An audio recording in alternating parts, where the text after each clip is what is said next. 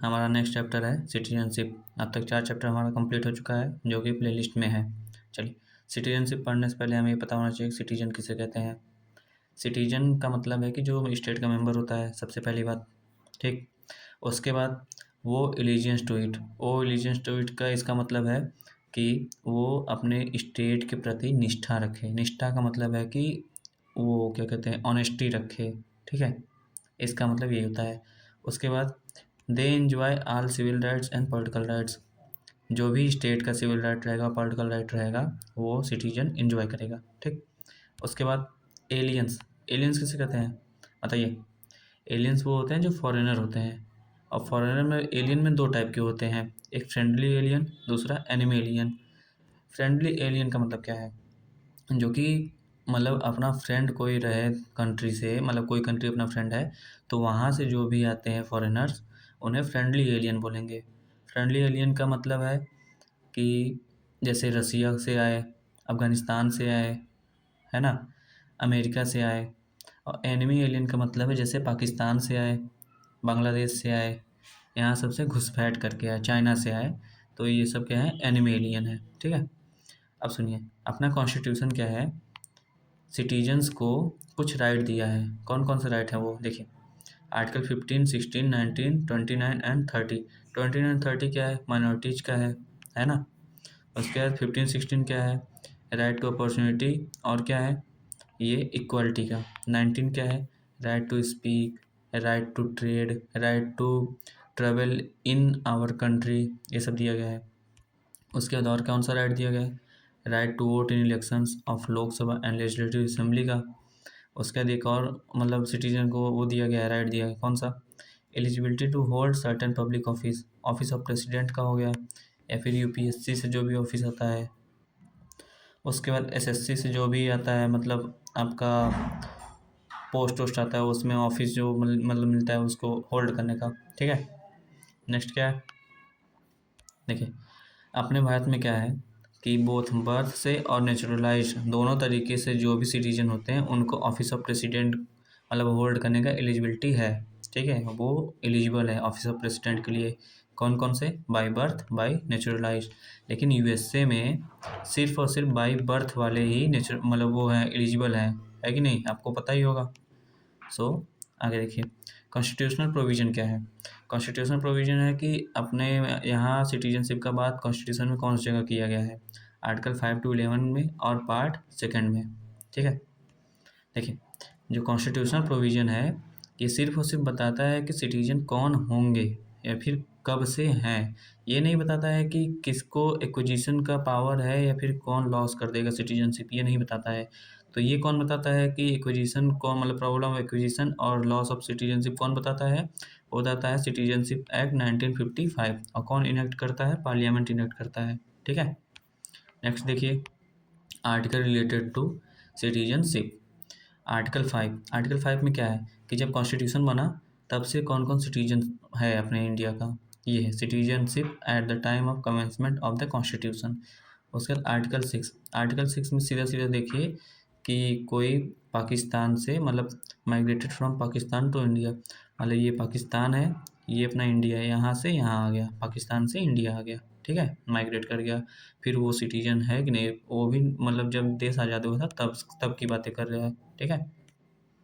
उसके बाद आर्टिकल 7 क्या है, citizenship of those who migrated to Pakistan and then come to back India.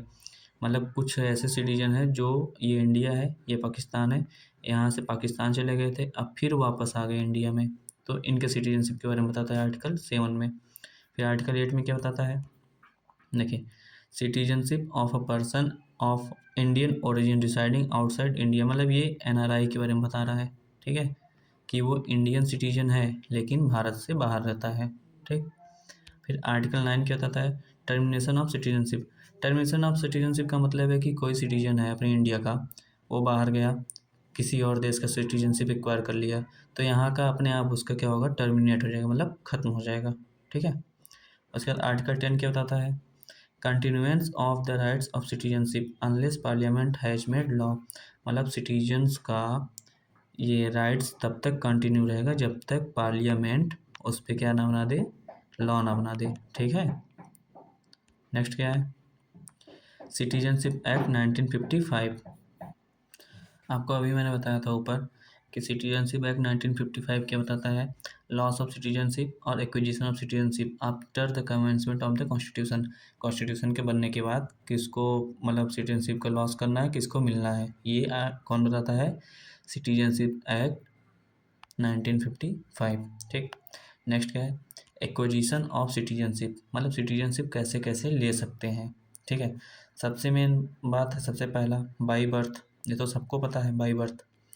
By birth में है क्या, a person born in India between 26 जनवरी 1952 जुलाई 1 1987। इसके बीच में कोई पर्सन बॉर्न किया होगा, मतलब किया था उस टाइम, तो उसमें से उसके पेरेंट्स सिटीजन हो या ना हो, पर वो सिटीजन होगा। ठीक है, ये कहता है। लेकिन जुलाई 1 1987 के बाद क्या हुआ कि उस पर्सन के मतलब पेरेंट्स में से कोई एक क्या रहेगा, इंडिया का सिटीजन रहना चाहिए। ठीक है, फिर क्या हुआ, फ्रॉम December 3 2004 ऑनवर्ड्स, उससे वहाँ से क्या हुआ कि फिर भी उस पर्सन के पेरेंट्स में से कोई एक सिटीजन रहना चाहिए, और जो दूसरा मतलब पर्सन रहेगा, चाहे वो मेल हो चाहे फीमेल, मतलब फादर चाहे मदर हो, वो इलीगल माइग्रेंट नहीं रहना चाहिए।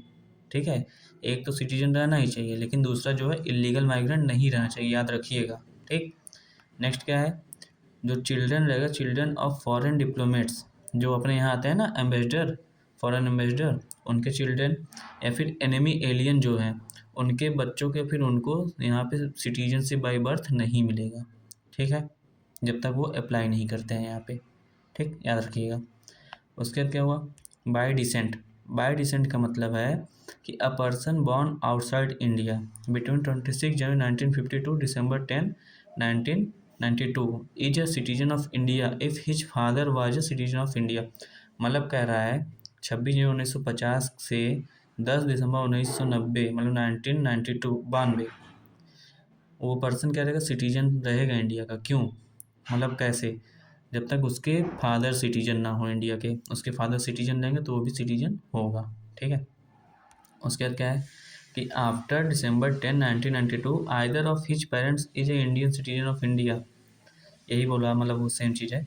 फ्रॉम December 3 2004 ऑनवर्ड क्या बोला, मतलब अब जो मतलब December 3 2004 के बाद जो भी बच्चे रहेंगे उन्हें रजिस्टर कराना पड़ेगा। क्या करना पड़ेगा, रजिस्टर करना पड़ेगा। कहाँ पे, इंडियन कंसुलेट में।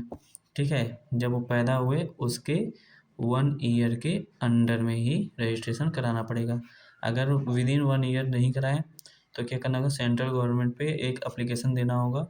फिर सेंट्रल गवर्नमेंट के ऊपर डिपेंड करता है कि वो एक्सेप्ट करते हैं कि नहीं करते हैं। ठीक है, फिर उनके परमिशंस क्या होगा, वो सिटीजन बनेगा।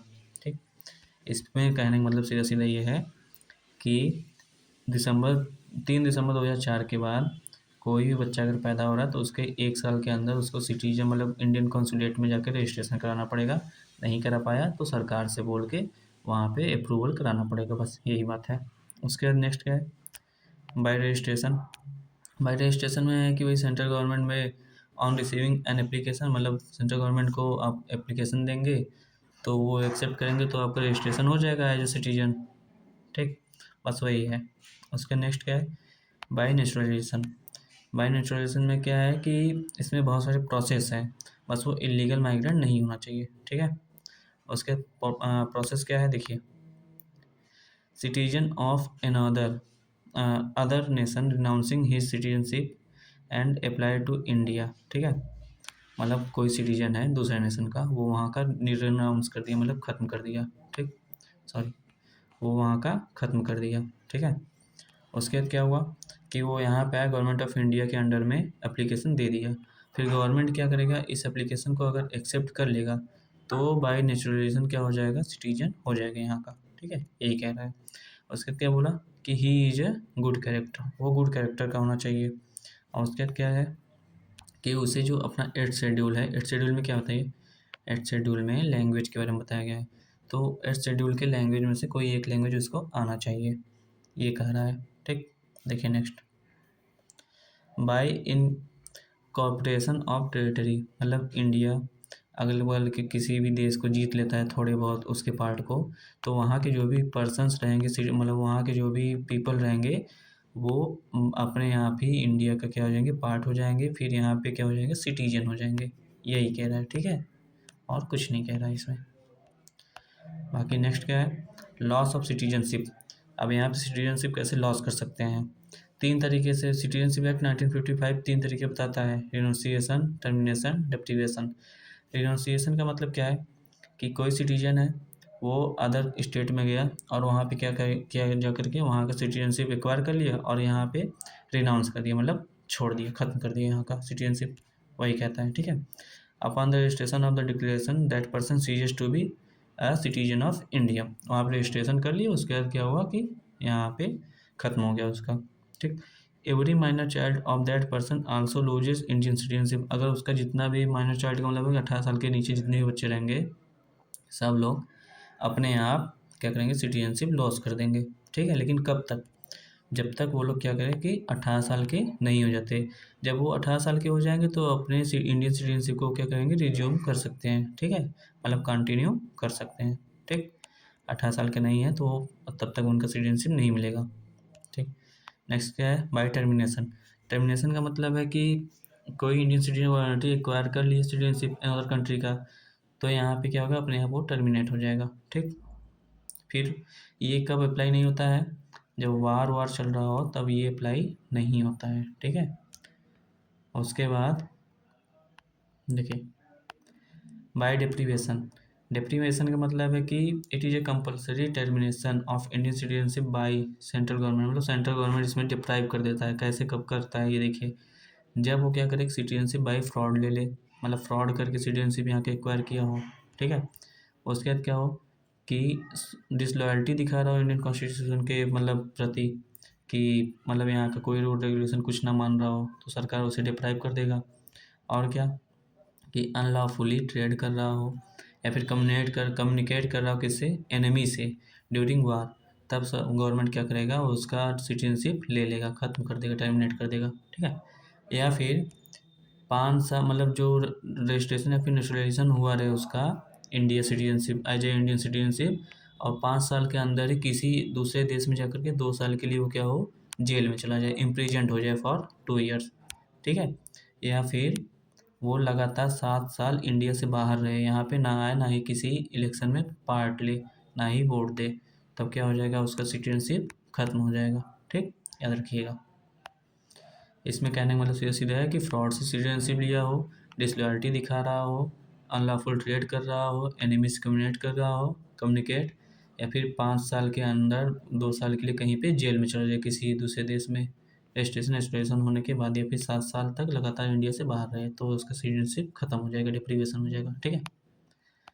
अब सिटीजनशिप अमेंडमेंट एक्ट 2019 देखिए, इसमें बोला है सीधा सीधा कि जो भी इलीगल माइग्रेंट थे या फिर है इधर असम साइड या फिर जो अपना नॉर्थ ईस्ट साइड है, वहाँ के लोगों के लिए बात किया गया है, जिनके पास वैलिड पासपोर्ट ना हो, ट्रैवल डॉक्यूमेंट ना हो, फिर वो इंडिया में आके रह रहे थे, उनके लिए अमेंडमेंट एक्ट लाया गया था 2019 का, जिसमें Hindu, Sikh, Buddhist, Jain, Parsi, Christian from Afghanistan, Bangladesh, Pakistan who entered India on before इतना, मतलब 31 दिसंबर 2014 will not be treated as illegal migrant, ठीक है। मतलब सीधे सीधे कहने का मतलब ये है, 31 दिसंबर 2014 के पहले जितने भी ये हिंदू, सिख, बुद्धिस्ट, जैन, पारसी, क्रिश्चियन आए थे इंडिया में, वो लोग इलीगल माइग्रेंट नहीं हैं, ठीक। उसके बाद तब इसमें और क्या बोला गया है, इसमें बोला गया है कि कहाँ कहाँ अप्लाई नहीं होगा, असम, मेघालय, मिजोरम, त्रिपुरा में वहाँ के जो ट्राइबल एरिया पे ट्राइबल पीपल हैं उनके लिए अप्लाई नहीं होगा, क्योंकि वो वहाँ पे ओरिजिनल इनहेबिटेंट हैं, इसलिए अप्लाई नहीं होगा, सीधा सीधा बात। और जो इनर लाइन, मतलब ये बंगाल ईस्टर्न फ्रंटियर रेगुलेशन 1873 के अंडर में जो है, अरुणाचल प्रदेश, मिजोरम, मणिपुर, नागालैंड, यहाँ भी अप्लाई नहीं होगा, ठीक है। देखिए एनआरआई, लास्ट टॉपिक हमारा है एनआरआई। एनआरआई कौन होता है, जो इंडिया से बाहर रहते हुए भी इंडियन सिटीजन है, ठीक है, जिसके पास पूरा बेनिफिट होता है इंडियन सिटीजन का, एज ए इंडियन सिटीजन, और जो इंडिया आए उसको इंडिया में आने के लिए, स्टे करने के लिए कोई वीज़ा नहीं चाहिए, ठीक है, वो जब मन तब आए, जब मन तब जाए, ठीक। और सभी एक्टिविटीज़ कर सके जैसे यहाँ पे इंडियन सिटीजन करते हैं, ठीक है। वोट भी दे सकता है अपना वोटर आईडी बनवा के, ठीक। उसके पास सारे अथॉरिटी होते हैं और वो क्या आता है, इंडियन सिटीजन, वो इंडियन सिटीजन रहेगा, एनआरआई इसे कहते हैं। बाकी ओसीआई एक होता है।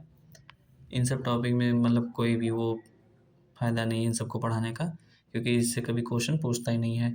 सो आप लोग को जैसा भी लगा हो आप लोग बताइएगा। ये था हमारा चैप्टर 5। अब चैप्टर 6 हमारा क्या है आप लोग देख लीजिए नीचे, चैप्टर 6 फंडामेंटल राइट्स, ठीक है। सो मिलते हैं हम नेक्स्ट वीडियो में। आप लोग लाइक करिए, शेयर करिए। और हाँ, हमने यूपीएससी पीवाईक्यू का क्या किया है, एक सीरीज चालू किया है, जिसका आज एक वीडियो दिया है मैंने 1995 का। सो आप लोग उसको देखिए और बताइए क्या और उसमें किया जा सकता है। ठीक, जय हिंद।